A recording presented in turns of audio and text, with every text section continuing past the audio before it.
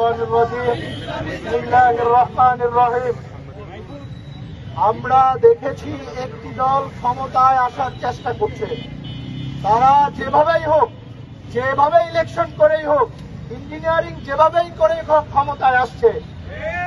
আপনারা ক্ষমতায় আসছেন, দেশ চালান, কিন্তু যারা বিরোধী দল তাদের উপর হামলা করছেন কেন? আমরা দেখেছি আপনি গদিতে বসার আগে অলরেডি 4টা লাশ পড়ে গেছে।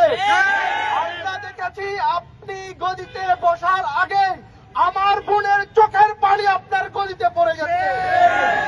2018 সালের ঘটনা ভুলে যাবেন না। আমরা দেখেছি ধানের শীষে ভোট দেওয়ার কারণে আমার এক মাকে আওয়ামী লীগের গুন্ডারা ধর্ষণ করেছে। আপনি ওই মায়ের গজবে পড়বেন না।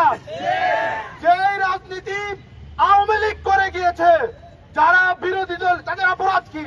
তারা দাঁড়িপাল্লায় ভোট দিয়েছে, শাপলাকলিতে ভোট দিয়েছে, এটা কি তাদের অপরাধ? তাহলে আমরা কি দেখতে পাচ্ছি?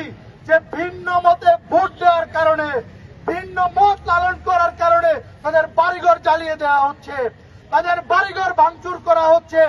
ভিন্ন মতে ভোট দেওয়ার কারণে আমার এক বোনকে গণধর্ষণ করা হয়েছে। আমরা স্পষ্টভাবে বার্তা জানিয়ে দিতে চাই, আমরা 24-এর গণ অভ্যুত্থানের প্রজন্ম।